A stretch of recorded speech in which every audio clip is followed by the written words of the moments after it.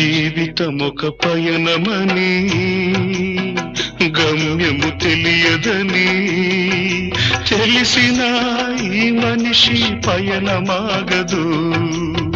జననం ధర్మమని మరణం కర్మమని తెలిసిన జనన మరణ చక్రమాగదు.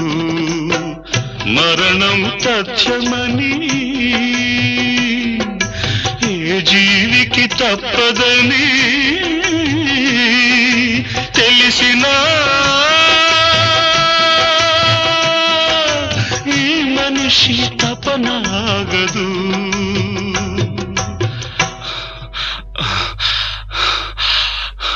ఈ బ్రతుకు తపనాగదు.